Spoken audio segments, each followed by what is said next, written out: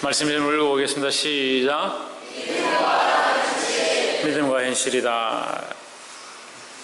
누가복음 말씀을 이제 우리가 보겠습니다. 마태, 마가 복음을 다 보았고 이제 누가복음을 보는데 한 복음서를 보는데 한 1년 좀 더 걸리는 것 같아요.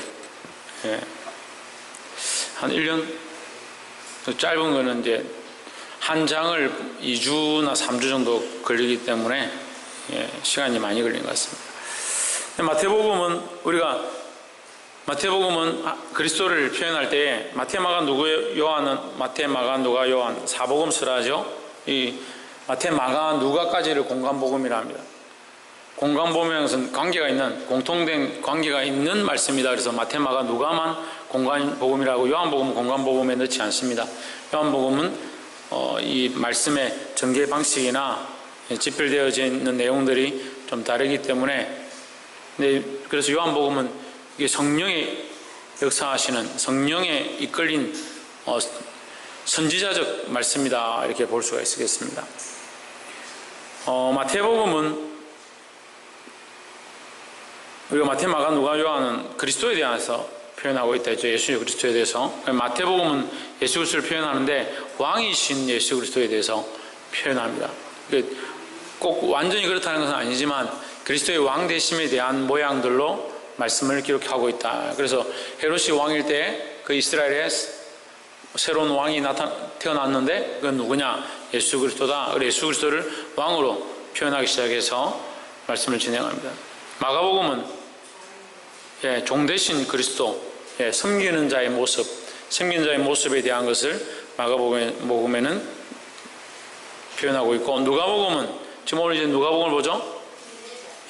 인자 사람이다. 그러니까 사람. 인성을 가지신 예수님. 완전한 사람이신 예수님. 그래서 누가복음은 사실 이게 설교로는 조금 힘들 때가 많이 있습니다. 인간적으로 많이 표현하기 때문에. 근데 이것이 또한 인간적으로도 필요한 것은 인간적인 사람들에게 필요하고 또 그 말씀을 잘 알지 못하는 자들에게 이것을 인간적으로 표현되어지고 사실적으로 가르침으로 말미암아 그것을 믿을 수 있도록 돕는 것이다. 1장 1절과 2절에서 볼 때에 처음부터 말씀의 목격자 되고 일꾼된 자들의 전하여 준 그대로 내력을 저술하려고 붓을 든 사람이 많은지라. 3절에 그 모든 일을 근원부터 자세히 미루어 살핀 나도 데오빌로 각하에게 차례대로 써보내는 것이 좋은 줄 알았노니. 편지입니다. 편지. 지금 이 편지를 썼다는 거죠. 누가복음은 편지로 기록되어진 것이다. 편지로. 누구에게? 데오빌로 각하에게 기록하여서 보냈다. 왜 보냈을까? 데오빌로 각하가 예수를 믿기를 원한다라는 거죠. 4절에 이는 각하로 그 배운 바의 확실함을 알게 하려 함이라. 그러니까 배워보고 확신한 것을 거하게 하려 합니다. 배우고 확신한 것은 뭐냐? 말씀이죠. 하나님의 말씀을 듣고 이제 데오빌로가 이제 예수를 알 것 같고 좀 배울 것 같고 한데 그것에 대한 자세한 것이 뭐 없을까 하고 있는데 누가가 이것을 기록했다. 누가의 직업은 뭐죠? 의사입니다. 의사. 마태의 직업은 뭡니까? 세리죠. 마태는 세리고 누가는 의사다. 의사다 보니까 이게 굉장히 저술이 세밀하고 지식적으로 좋아하고 인간적으로 이렇게 알고 싶은 현실들, 상황들을 좋아하시는 분들 누가복음을 읽으면 도움이 됩니다. 그럼 요한복음 우리가 당연히 나오겠죠. 누가복음 인성이면 요한복음은 신성이다. 신성. 그 메시아적 왕권, 그 신성. 그래서 요한복음 제사장적인 모습들과 이 신성에 대해서 예수 그리스도의 신성에 대해서 강조하는 부분이 있다. 신성이 많이 강조되어진 요한복음은 이 공간복음 안에서도 어렵다는 거죠. 신성이 많이 강조되다 보니까. 왜 어렵겠습니까? 우리가 인간이기 때문에 신성을 이해하기가 어렵다는 거죠. 하지만 왜 그럼 신성을 가르치느냐? 이해하기 어려운데 하나님의 마음을 알고 하나님의 뜻을 알고 하나님의 방법을 알고 그 앞에 순응하도록 하기 위해서 우리에게 이 말씀들을 허락하신다라는 겁니다. 이 시대는 우리는 누구의 인도를 받느냐? 성령의 이끌림을 받죠. 성령의 다스림을 받고 성령의 이끌림을 받고 성령 앞에 순응하고 성령이 기뻐하신 데 사는 겁니다. 근데 우리 속에 인간적인 이 본성과 성령이 이끄시는 하나님의 성품이 우리 안에 같이 공존합니다. 우리 뭘 선택해야 되냐? 성령이 이끌리는 삶을 선택해야 한다는 거예요. 그래서 누가 보면 인자된 예수, 사람된 예수님, 인성을 가지신 예수님, 좀 더 우리가 반드시 알아야 될 것은 예수 그리스도는 완전한 사람이시면서 완전한 하나님이시다라는 겁니다. 진성이 뭐라고? 지유 뭐라고? 영경이 한이 눈 크게 뜨고 있으면 하나? 천정환 집사님 뭐라고요? 예, 예수님은 완전한 인간이면서 완전하신 하나님이다. 겁니다. 그러면 이렇게 질문하시겠죠. 예수님은 그럼 왜 인간이 되셨습니까? 왜 완전한 인간입니까? 우리 인간들을 위해서 완전한 인간이 되신 거예요. 원래는 그럼 뭐였냐? 원래는 하나님이신 거죠. 원래 하나님이셨는데 우리 인간을 구원하기 위해서 사람의 몸을 입고 오셨다는 거죠. 그게 뭡니까? 그게 은혜예요. 그게 은혜요. 하나님 우리 그냥 버려두지 않으신다. 옆에서 한번 보죠. 하나님은 우리를 그냥 버려두지 않으십니다. 그냥 버려두지 않으니까 그게 은혜고 그냥 버려두지 않으니까 그게 사랑이라는 거예요. 그 아이들 그냥 내버려두고 뭐처럼 잘 크고 알아서 지가 알아서 하겠지. 그건 버려두는 거예요. 그건 가르쳐야 합니다. 바른 길을 가르쳐야 하고 수학 공식을 가르치듯이 그들의 삶을 가르쳐야 합니다. 왜? 내가 살았으니까. 내가 인생을 살아왔고 하나님의 말씀을 알고 있는 대로 아이들을 가르쳐야 된다. 그것을 양육이라는 거예요. 지가 알아서 잘 클 거니까 뭐 애가 뭐 한다고 뭐라 하냐. 애가 뭐 알긴 다 알아요. 다 알아요. 뭐가 안 돼요? 다 알지만 본능을 못 이기는 거죠. 에이구 중고등학생쯤 되면 다 컸는데 뭘 가르칩니까? 알긴 뭘 알아요? 알긴 알지만 뭘 못하냐? 제어를 못하는 거예요. 무심아들 이 지금 13살, 12, 13, 14, 15 돼보십시오. 막 속에서 불이 올라오고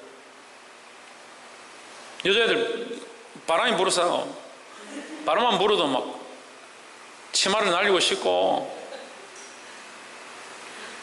저는 중고등학교 때 얼마나 혈기가 왕성했는지 아픈 줄 몰랐어요.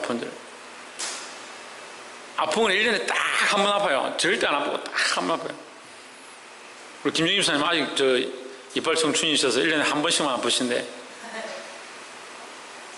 얼마나 혈기가 왕성한지 학교 갔다 오면 뭐하냐 벽을 두드리는 거예요. 벽을 힘이 남아서 있을 데가 없으니까 옥상에서 벽 두드리는 거예요. 그러면 바닥에다 막 손 끌고 그래 학교가 자랑하는 게 야 누가 이 굳은 살 많이 베겠냐 꺼내봐라 이래가지고 안 해봤어요? 여기가 새까맣고 굳은 살 많이 베긴 사람 그 짱 먹는 거예요. 그래가지고 학교 가기 전에 막 옥상에 가지고 그 피 막 흘리고 또 막 갈고 이랬어요. 혈기가 얼마나 혈기가旺盛. 그리고 그 혈기대로 살면 뭐가 되겠어요? 나도 그런 때가 있었다. 그 혈기를 이렇게 제어하고 하나님이 바로 써야 된다. 이걸 가르치라고 부모가 있는 거지. 그 인생을 왜 먼저 살았어요? 뭐하러 먼저 살았어요? 그냥 태어났으니까 먼저 살았어요. 인생을 경험하고 하나님 만났고 교제하고 사람들을 대해받고 그거를 말씀과 지혜로 자녀에게 가르쳐야죠. 그냥 내버려두면 뭘 내버려둬? 그래서 인자 되신 예수님, 누가복음에 마리아의 족보가 나옵니다. 마리아의 족보. 그 다른 데는 없는데 누가복음에만 유일하게 있는 마리아의 족보예요. 마리아의 족보가 뭐냐? 예수님이 탄생하셨으니까 마태복음에는 누구의 족보가 있겠습니까? 요셉의 족보가 있는 거예요. 마태복음에는 요셉의 족보예요. 아버지의 족보죠. 쉽게 말하면 아버지의 족보 마태복음에 나와 있는 거예요. 누가복음에 누구의 족보가 나와 있냐? 마리아의 엄마의 족보가 나와 있는 거죠. 근데 사실은 두 개의 족보 다 필요 없습니다. 필요 없죠. 왜? 예수님은 성령으로 잉태되셨기 때문에 사람의 방식으로 이해하기 어렵다라는 거죠. 정자와 난자가 만나서 이렇게 세포가 분열되어지고 DNA가 XX, XY 이렇게 되어서 그게 서로 결합해가지고 태어난 게 아니고 성령의 역사하심으로 태어났다는 거예요. 그러니까 예수님 앞에도 예수님 뒤에도 그런 자가 없는 거예요. 그럼 어떻게 하느냐? 믿음으로 알죠. 어떻게 알아? 믿는 수밖에 없죠. 그럼 믿는가 안 믿는가 봅시다. 저 그제 공부를 좀 했는데 사람이 염색체 수가 몇 개인 줄 압니까? 예? 최원이 형, 사람 염색체 수가 몇 개지? 42개죠, 42개. 사람의 염색체 수가 42개예요. 42개인데 남자 여자가 결혼해가지고 하룻밤 자고 나서 애를 가져요. 그럼 정자와 난자가 만나죠. 만날 때에 남자도 사람이 42개니까 남자도 42개, 여자도 42개잖아요. 그러면 이게 만났으니까 몇 개가 돼야 되는 거예요? 84개가 돼야 되죠. 84개가 돼야 되잖아요. 원래대로 둘 만났으니까 84개가 되면 괴물이 돼요. 사람 전부 다 42개밖에 없어요. 그런데요, 더 신기한 거는요, 여기에 42개와 남자의 42개와 여자의 42개가 서로 만나는데 이 42개의 염색체 고리에 우리가 볼 수 없는 그 세밀하고 복잡한 그 속에서 한 조각이 떨어지면 이쪽에 한 조각이 떨어져서 여기 결합하고 여기 한 조각이 떨어지면 이렇게 결합해가지고 딱 42개만 정확하게 제자리를 찾아가서 필요한 자리에 찾아 딱 들어가서 42개가 되는 거예요. 진화론을 주장하는 사람들이 주장하는 사람들이 증명하지 못하는 것 중에 굉장히 많이 있는데 그 중에 하나도 염색체의 결합을 증명할 수 없어요. 염색체가 진화되어지면 이게 자라면서 그 다음에 태어나는 종은 더 많은 염색체를 가지고 태어나야 되는데 42개를 가지고 결혼해가지고 둘이 만났으면 84개가 되든지 아니면 되다가 뭐 좀 실패했다 하더라도 하다못해 한 60개라도 건져야 되는데 42개 그대로 태어나는 거야.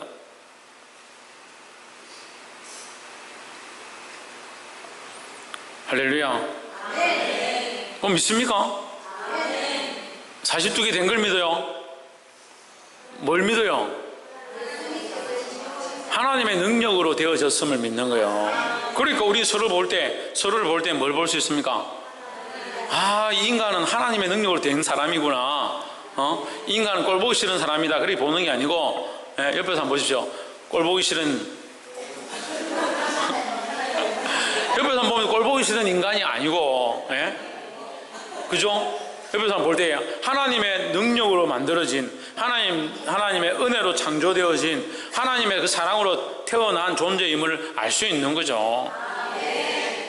그 어떻게 이 사람이 이렇게 만들어졌을까? 정말 신기하잖아요. 별로 안 신기한가 봐요. 어쨌거나 예수님은 완전한 인간이셨다. 5절에 유대왕 헤롯 때에 아비야 반열에 제사장 하나가 있으니 이름은 사가랴요. 그 안에는 아론의 자손이 이름은 엘리사벳이라. 사가랴와 엘리사벳 사이에 이 부부가 있었는데 자식이 없었다는 거예요. 6절에 이 두 사람이 하나님 앞에 의인이니 주의 모든 계명과 규례대로 흠이 없이 행하더라. 흠도 없고 계명도 잘 지키고 특별히 범죄한 것도 없고 하나님의 말씀 따라 사는 사람인데 이거 안 된 게 뭐냐? 자식이 없었다. 그 말씀에 자식이 없는 것은 별로 축복이 아니에요. 자식이 없는 건. 근데 이 사람들이 그 말씀대로 살고 규례대로 살고 특별히 백성 중에서 뽑혀진 세워진 제사장인데 자식이 없는 거예요. 이게 좀 안타깝죠. 오늘 7절에 엘리사벳의 수태를 못함으로 저희가 무자하고 두 사람이 나이 많더라. 나이가 지났다라는 것을 얘기하죠. 8절에 마침 사가랴가 그 반열에 차례대로 제사장의 직무를 하나님 앞에 행할세 했습니다. 그 하나님 앞에 나아가서 제사장의 일을 했다. 그 제사장은 다 들어가는 게 아니라 지성소에 들어갈 때 대제사장 뽑혀진 한 사람 제일 뽑아서 뽑은 그 한 사람만 들어가는 거예요. 아무나 다 지성소에 들어갈 수 있는 게 아니라 그 지성소에 한 명이 들어가서 이 제사를 드리는 겁니다. 9절에 제사장의 전례를 따라 제비를 뽑아 주의 성소에 들어가 분향하고 10절에 모든 백성은 그 분향하는 시간에 밖에서 기도하더니 백성들은 밖에 기도하고 있고 안에는 사가랴만 들어갔다. 그럼 여러분은 지금 왜 기도 안 하고 들어왔어요? 밖에서 기도하고 있어야지. 제가 지금 예배 드리는 동안 밖에 있어야지. 왜 여기 들어왔어요? 들어와가지고 기타도 크게 치고 드럼도 크게 치고 오늘 또 뭐 드럼도 이상하게 이렇게 치고 밖에 있어야지. 왜 여기 들어왔어요? 어떻게 들어왔어요? 네? 필조님 선생님 어떻게 들어왔어요? 하나님 은혜 들어왔어요? 김미애 자매님 어떻게 들어왔어요? 네? 아빠 들어가라 해서 들어왔어요? 사모님 어떻게 들어왔어요? 하나님의 은혜로 주의 십자가의 보혈의 은혜로 들어왔다라는 거죠. 내가 들어오고 싶다 해서 들어올 수 있는 게 아니에요. 하나님의 은혜로 들어온 거예요. 그래서 들어오는 자들마다 주의 성전에 들어오는 자마다 그리스도의 보혈로 씻김이 있어야 한다는 겁니다. 그래서 예배하기 전에 반드시 뭐 하라 했습니까? 회개하라 했죠. 오늘 회개한 사람 네. 왜 이렇게 회개를 안 하나? 회개하고 하나님 앞에 나와야 회개하고 자기를 정결하게 씻고 하나님 앞에 나가야 된다는 거예요. 11절에 주의 사자가 제게 나타나 향단 우편에 선지라.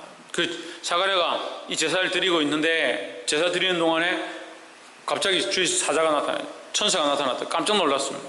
12절에 사가랴가 보고 놀라며 무서워하니 13절 천사가 일러 가로되 사가랴여 무서워 말라. 너희 간구함이 들린지라. 내 아내 엘리사벳이 내게 아들을 낳아 주리니 그 이름을 요한이라 하라 하십니다. 그 하나님께서 자식을 주는 거죠. 자식을 주는데 누굴 주냐? 요한을 줬습니다. 요한을. 14절에 너도 기뻐하고 즐거워할 것이요 많은 사람도 그의 남을 기뻐하리니 했습니다. 그럼 요한은 뭐가 된다는 말입니까? 기쁨이 된다. 백성의 기쁨이 된다. 그래서 우리는 뭐가 되어야 되냐? 우리는 백성의 기쁨이 되어야 된다고요. 우리 세상의 기쁨이 되어야 한다는 겁니다. 누구에게로 인도하는? 그리스도에게로 인도하는. 그래서 요한은 이 땅에 와서 예수님보다 6개월 먼저 와가지고 앞서서 와서 뭘 하냐? 그리스도의 나심을 준비한 사람이 되는 거죠. 그래서 우리는 이 사도 세례 요한과 같은 모습들로 살아가야 한다는 거예요. 우리는 주님이 오실 길을 예비하는 자. 주님이 다시 오시잖아요. 다시 오시면 언제 옵니까? 언제 옵니까? 심판 때에 다시 오시죠. 이 세상 마지막 때 끝날에 다시 오시죠. 그날이 언제인지는 알 수 없지만 주님이 다시 오실 길을 우리는 지금 뭐 하고 있느냐? 예비하는 자다.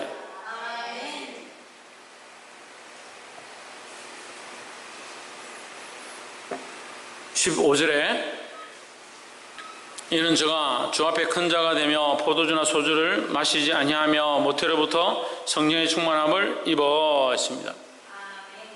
뭘 입었다? 성령의 충만함을 입었다. 그러면 주의 길을 예배하는 자는 뭘 가져야 하느냐? 성령의 충만함을 가져야 한다는 겁니다.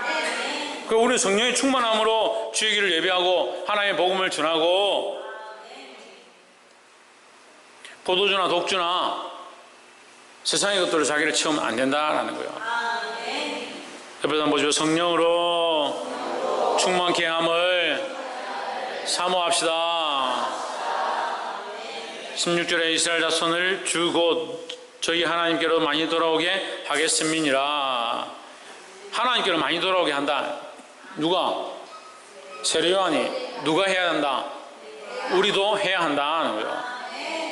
17절에 저가 또 엘리야의 심령과 능력으로 주 앞에 앞서가서 아버지의 마음을 자식에게 거스리는 자를 의인의 슬기에 돌아오게 하고 주를 위하여 세운 백성을 예비하리라 했습니다.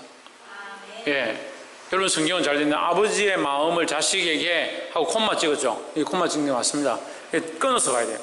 아버지의 마음을 자식에게 돌아오게 하는 일을 하고 그리고 거스르는 자를 의인의 슬기에 돌아오게 하고 이렇게 다른 문장이에요. 그러니까 아버지의 마음을 자식에게 돌아오게, 자식의 마음을 아버지에게로 돌아오게 한다. 그럼 가정을 회복시키고 영혼을 회복시키고 관계를 회복시키고 하나의 백성으로 온전히 살게 한다는 거예요. 그럼 우리 헷갈리죠. 예수님 오셔서 가정에 어떻게 하냐? 아비와 자식이 금을 주고 가정에 원수가 있게 하고 싸우게 하고 갈라지게 한다. 예수님은 갈라지게 하고 요한은 다시 합해지게 하느냐? 아니죠. 그런 의미가 아닙니다. 예수님이 오실 길을 예비하고 예수님을 믿고 예수님 앞으로 나오면 아버지도 예수님 믿고 나오고 자식도 예수님 믿고 나오면 어떻게 돼요? 그 안에서 그리스도 안에서 하나님 안에서 연합함을 이룰 수 있다라는 거죠. 그 일을 이 세례 요한이 앞서서 하겠다라는 거예요. 18절에 사가랴가 천사에게 이르되 내가 이것을 어떻게 알리오? 내가 늙고 아내도 나이 많으니이다. 무슨 말 하는 거예요? 사가랴 무슨 소리 하는 거예요? 예, 인간적인 소리 하는 거죠. 그 인간적인 소리 좀 하지 맙시다. 예, 인간적인 소리 하는 거예요. 아이고 나이도 많고 늙었는데 무슨 얘기를 하십니까? 그러면 나이도 많고 늙었는데 지금 주위에 사자는 어떻게 보고 있노? 천사는 무슨 눈으로 보고 있노? 천사 보고 있는 것 자체가 불가능한 일을 지금 자기가 보고 있는 거잖아요. 그리고 불가능한 일을 지금 듣고 있는 거잖아요. 그 보고 있으면서도 안 믿고 의심하는 거예요. 아이고 나이도 많은데 어떻게 되겠습니까? 옆에 사람 보십시오. 의심을 버리고 하나님을 신뢰합시다. 19절 천사가 대답하여 이르되 나는 하나님 앞에 섰는 가브리엘이라 했습니다. 가브리엘은 뭐 하는 천사예요? 예, 소식을 전하는 천사다. 소식을 전하는 자다. 소식을 전했다. 가브리엘은 마리아에게도 나타납니다. 마리아에게 나타나서 예수님의 수태의 고지를 해주죠. 예, 예수님이 하실 것들을 네가 아이를 가졌다라고 가르쳐 주시고, 이 사가랴에게도 와서 이 좋은 소식을 전하였습니다. 내게 말하라고 보내심을 받았노라. 근데 중요한 건 뭡니까? 전하는 게 중요한 게 아니고 보내심을 받는 게 중요한 거예요. 우리는 누구의 보냄을 받았느냐? 하나님의 보냄을 받는 자가 되어야 되는 거야. 내 마음대로 내가 하고 싶은 대로 가서 아무 말이나 전하는 것이 아니라 이 복음을 전하고 그리스도를 전하는 역할을 해야 된다는 거예요. 20절에 보라 이 일에 되는 날까지 내가 벙어리가 되어 능히 말을 못하리니 이는 내 말을 내가 뭐한 연고다? 믿지 아니함이라. 믿지 않았기 때문에 너는 벙어리로 있을 것이다. 그건 네가 믿지 않았으니까 네가 말해도 다른 사람도 안 믿을 거 아니냐. 또 다시 말하면 너는 전할 자격이 없다. 왜? 네 스스로 안 믿으니까. 그래서 믿지 않는 자는 복음을 전할 수가 없어요. 말씀을 듣고요, 말씀을 믿지 않는 자는 복음을 전할 수 없어요. 내가 그리스도의 능력을 모르고 내가 하나님과의 관계를 모르고 하나님의 은혜를 모르는데 그 전도가 안 되는 거죠. 하나님의 은혜를 경험하고 하나님의 사랑을 경험한 자가 이 사랑을 전하고 하나님의 은혜를 전하는 거죠. 볼 수 있기를 소망합니다. 그래서 소경이 소경을 인도하면 어떻게 돼요? 둘 다 망하는 거죠. 내가 하나님 알고 내가 그리스도를 만나고 그 은혜를 경험한 바 되었기 때문에 전할 수 있다는 거죠. 21절에 백성들이 사가랴를 기다리며 그의 성소 안에서 지체함을 기이 여기더니 22절에 그가 나와서 저희에게 말을 못하니 백성들이 그 성소 안에서 이상을 본 줄 알았더라. 환상을 본 줄을 알았더라. 그가 몸짓으로 뜻을 표시하며 그냥 말 못하는 대로 있더니 했습니다. 말 못하는 대로 결국 있게 됐죠. 뭐 하지 않아서 믿지 않아서 결국 말을 못했다. 그게 얼마나 어리석은 사람들이에요. 믿지 않아서 복음을 전하지 못하고 믿지 않아서 찬양하지 못하고 믿지 않아서 믿음으로 살지 못하고 그게 어리석은 자예요. 23절에 그 직무의 날이 다 되매 집으로 돌아가니라. 말씀을 맺겠습니다. 오늘 이제 누가복음 1장에 이제 서론 부분 들어가는 부분을 우리가 함께 나눴습니다. 다른 성경에는 나와 있지 않습니다. 누가복음에만 이 세례 요한의 탄생의 일화를 기록하고 있습니다. 세례 요한의 이 탄생은 우리에게도 굉장히 큰 의미를 가지는 겁니다. 예수님의 오심을 미리 예비하던 자, 예수님의 나심을 예비하던 자, 그로 말미암아 많은 사람들이 복음 가운데 하나님께 돌아오게 하는 일을 하는 자. 조혜준. 누가?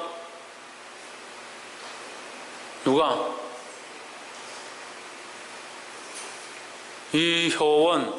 누가? 이효재. 누가? 목사님이? 영경이. 누가? 지유. 동건이. 그래, 세례요한. 할렐루야. 아, 이거 수련회 가서 제일 많이 은혜 받은 사람이 동건이네. 나머지 은혜를 안 받고 조교를 받았나? 세례요한이 그 일을 했다. 그럼 누가 해야 되나? 동현이 누가 해야 되나? 이제 누가 해야 되나? 그래, 내가 현재 그렇지, 내가 동현이 현재. 진성이 누가 해야 되나? 조은혜 누가 해야 되나? 내가 해야 돼. 내가 주님 오실 길을 예비하고 그 복음을 전하고 그 직무를 다하는 자들이 되어야 될 줄 믿습니다. 기도하겠습니다.